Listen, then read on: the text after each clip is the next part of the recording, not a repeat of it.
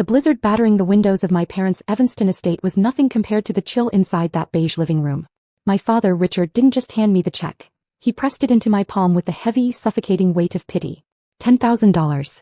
He called it an emergency fund, a safety net so I wouldn't have to keep floating aimlessly through life.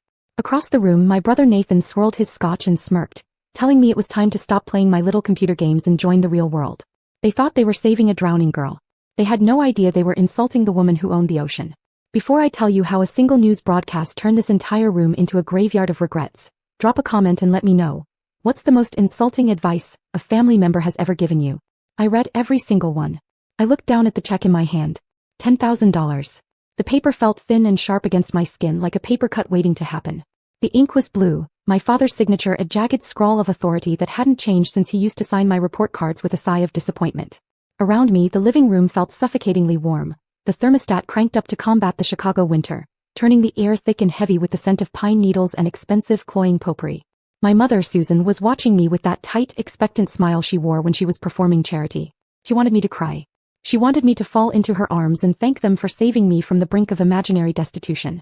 Beside her, my sister-in-law, Alyssa, took a delicate sip of her wine, her eyes scanning me like I was a project that had gone over budget and past deadline. I didn't move. I didn't speak. To an outsider, it might have looked like I was paralyzed by gratitude or shame. But inside my head, the gears were turning with the cold precision of the code I wrote every day. For years, I had asked myself why I kept coming back to this drafty Victorian house in Evanston. Why did I sit in this beige mausoleum of mediocrity and let them treat me like a ghost? I called it the beige house not just because of the walls, but because of their souls. Everything here was about appearance, about the veneer of success. My father, the retired executive. My mother, the socialite. Nathan, the visionary architect. And me, the glitch in their perfect system. I knew exactly what was happening to me in that moment. It wasn't weakness. It was the survivor's invisible chain. When you grow up in a house where love is a currency traded for prestige, you learn to freeze. You learn that speaking up only tightens the knot around your neck. For 29 years, I had learned that my voice didn't matter unless it was echoing their opinions. So I had stopped speaking. I had built a fortress of silence, a survival bunker where I could grow without their toxic sunlight. But tonight, the silence wasn't a shield. It was a trap. A trap I had set for them. I could have thrown the check in my father's face. I could have pulled up my bank app and showed them a balance that would make this entire house look like a rounding error. I could have told them that Nexus Logic wasn't just freelance coding, but the artificial intelligence backbone currently keeping the North American power grid from failing under the weight of the blizzard outside. But I didn't. Because a part of me, the small, stupid part that still wanted a family, needed to know the answer to one question. Could they love Claire? Not Claire the billionaire. Not Claire the savior. Just Claire, the girl in the oversized sweater who supposedly needed help paying her rent. If I told them the truth now, their affection would be bought. It would be a transaction. I needed to see if they were capable of respecting me when they thought I had nothing to offer but myself. I looked up from the check, meeting my father's gaze. His eyes weren't kind, they were impatient. He was waiting for his return on investment. My submission. Thank you, I said, my voice flat, devoid of the emotion they craved. The disappointment in the room was palpable. I hadn't cried. I hadn't performed. I had just absorbed the insult and neutralized it. Nathan let out a short, harsh laugh, the sound of a man who needed someone beneath him to feel tall. Don't spend it all on video games, Claire, he said, swirling his drink. Though honestly, at this point, I don't know if you're qualified to do much else. He set his glass down on the coaster with a heavy thud, signaling that the charity portion of the evening was over. It was time for the main event. His ego. Now, Nathan said, turning his back to me to address the room, let's talk about something that actually matters. The skyline bid. The heat in the room seemed to rise another 10 degrees, stifling and dry, a sharp contrast to the whiteout conditions raging against the window panes. Outside, the wind howled like a wounded animal, rattling the frames of the Victorian house, but inside, the only sound that mattered was the drone of my brother's voice. Nathan had moved to the center of the room, claiming the space like it was a stage he had built himself. He unbuttoned his suit jacket, a gesture of casual dominance, and began to speak about his legacy. He wasn't just talking about a building, he was talking about the Chicago skyline bid. It was a massive municipal project intended to redefine the city's waterfront for the next century. Nathan's firm was the frontrunner, or so he claimed. He used words like visionary and monolithic, describing glass structures that would pierce the clouds and reflect the lake. He spoke with the confidence of a man who believed the world existed solely to be reshaped by his hands. My parents watched him with a rapt, hungry attention they had never once offered me. To them, Nathan was the architect of their family status. I was just the tenant. I sat there, the check still burning a hole in my pocket, and waited for him to finish his victory lap. But he wasn't done. He turned his gaze back to me, his expression softening into that patronizing mask of older brother concern that I despised more than his anger. "You know, Claire," he said, swirling the amber liquid in his glass. "I was thinking about your situation earlier. Before Dad gave you that check. Money is a band-aid, right? It doesn't solve the structural problem." He paused for effect, waiting for me to ask him for the solution. I remained silent. "My executive assistant is overwhelmed right now," he continued, his tone breezy as if he were discussing the weather. "We have mountains of compliance data for the Skyline project that needs to be digitized. It's mindless work, honestly. Just taking numbers from old blueprints and entering them into Excel. But it needs to be done." He took a step closer, offering me a smile that didn't reach his eyes. "I could bring you on as a contractor. Temporary, obviously. It's just data entry, but you're good at typing, right? You spend all day on that laptop anyway. Might as well make yourself useful." The air left my lungs. Data entry. He was offering the founder of Nexus Logic, a woman who had written the code that currently optimized shipping routes for 40% of the globe's maritime freight, a job typing numbers into a spreadsheet because she was good at typing. It was an insult so precise, so surgically targeted at my professional identity, that it almost commanded respect. Before I could respond, Alyssa chimed in from the sofa, smoothing her skirt. "You really should consider it, Claire," she said, her voice dripping with corporate condescension. "I was looking at your LinkedIn profile the other day and honestly it's a ghost town. You have a 3-year gap since you left that IT job. In PR we call that a career death sentence. Even a data entry role would show future employers that you're employable." The indignation rose in my throat like bile. They didn't just see me as unsuccessful, they saw me as broken. They looked at my silence and saw a void they needed to fill with their own mediocrity. Outside, the storm was burying the city in ice, freezing power lines and stalling trains. Inside, the people who shared my DNA were trying to bury me in their pity. They had no idea that while they were worrying about spreadsheets and LinkedIn gaps, the systems I built were currently the only things standing between the city's infrastructure and total collapse. I looked at Nathan, then at Alyssa. I forced a small, tight smile onto my face. "I'll think about it," I said. "It sounds like a very important spreadsheet." Nathan nodded, satisfied. He thought he had solved the problem of Claire. He turned back to the window, watching the snow fall, completely unaware that the blizzard wasn't the only force of nature about to crash through his carefully constructed life. The television, an 85-inch monolith mounted above the fireplace, had been playing a loop of holiday commercials on mute, a backdrop of consumer joy that nobody was watching. But then the screen flickered.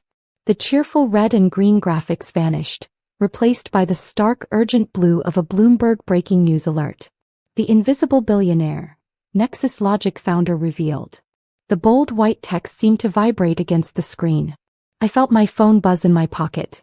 Once, twice, then a continuous, frantic vibration that signaled my PR team had lost the battle to keep my identity secret. Nathan was the first to notice. He stopped mid-sentence, his glass halfway to his mouth, his eyes narrowing as he read the Chiron. "Nexus Logic?" he muttered. "Isn't that the supply chain AI?" "Turn it up," my father commanded, pointing the remote. The volume rose, filling the room with the clipped, urgent voice of the anchor. "Exclusive confirmation tonight regarding the mysterious leadership behind Nexus Logic, the artificial intelligence firm credited with preventing a total collapse of the North American logistics grid during this week's historic blizzard." The screen cut to a graphic showing shipping routes stabilizing in real time, routes optimized by the code I had written at my kitchen table 3 years ago. For years, industry experts have speculated about the identity of the founder, known only as the architect, the reporter continued. Tonight, Bloomberg can confirm that the company is solely owned by 29-year-old Chicago native Claire. The room went dead silent. The only sound was the wind howling outside and the beat of my own heart, steady and calm. "Claire Anderson," the reporter finished. My high school yearbook photo, the one I hated, flashed on the screen next to a recent paparazzi shot of me exiting my office building in downtown Chicago. Sources close to the deal confirm that Anderson, who retains 100% equity in the company, has just rejected a $1.5 billion acquisition offer from Amazon, stating that she intends to keep Nexus Logic independent to ensure its technology remains focused on critical infrastructure stability. My mother gasped, a sharp intake of breath that sounded like she'd been punched. Alyssa dropped her wine glass. It hit the rug with a dull thud, red liquid spreading like a stain, but nobody moved to clean it. They were frozen, their eyes locked on the screen where a supply chain expert was now explaining the magnitude of what I had built. Without Nexus Logic's predictive rerouting, the expert was saying, We would be looking at power grid failures across 3 states and critical shortages of medical supplies in every major hospital in the Midwest. This isn't just a tech unicorn, it's a survival engine. Claire Anderson hasn't just built a fortune, she's built the safety net for the modern world. I watched them watch the screen. I watched the reality of the world without Claire wash over them. The news report wasn't talking about stock prices or yacht parties. It was talking about survival. It was describing a world where without my work the lights would go out, the heat would fail, and the food wouldn't arrive. Nathan turned to look at me. His face was pale, his eyes wide and uncomprehending. He looked from the TV screen where my name was flashing in billion-dollar letters, to the sister he had just offered a data entry job. The cognitive dissonance was almost visible, a fracture running through his understanding of the world. 1.5 billion, he whispered. Valuation is actually 4.5, I corrected gently, my voice cutting through the silence like a knife. The Amazon offer was a low ball. I didn't smile. I didn't gloat. I just sat there, the unemployed daughter in the oversized sweater, and watched their entire world tilt on its axis. The data entry offer, the pity check, the lectures on LinkedIn, all of it was instantly incinerated in the blaze of the truth. They realized in that frozen moment that while they were busy judging my silence, I had been busy saving their world. The silence that followed wasn't admiration, it was the shock of a family identity collapsing. For 29 years, I had been the designated failure, the pillar that made everyone else feel generous, needed, or superior. And in one 60-second news clip, that pillar shattered. My parents didn't look proud, they looked sick. My father stared at me not like a relieved parent, but like a king realizing he'd been speaking to someone far above his rank. Their power had always depended on the illusion that I was small. The $10,000 check they'd offered, once a symbol of help, now looked pathetic. I bought the building, Dad, I said. I didn't tell you because I didn't want this, your fear, your greed. I wanted to be your daughter. My mother trembled, unable to reconcile the version of me she pitted with the woman on TV leading a global tech firm. Nathan tried to fight it, but when the news revealed that his rival firm won a major contract because of Nexus Logic, my company, his confidence collapsed. A sister he offered a data entry job had just made him professionally irrelevant. Suddenly they wanted to be a team. They wanted family unity. They wanted access. I picked up the check, tucked it into my father's pocket and said, "Keep it. You'll need it more than I do." I told them the truth. I would have shared everything. My success, my future, my legacy, if they had ever once asked me, "Are you happy?" I walked out into the blizzard lighter than I'd ever felt. Their house no longer felt powerful. It was just a small place filled with people who shared my past but not my future.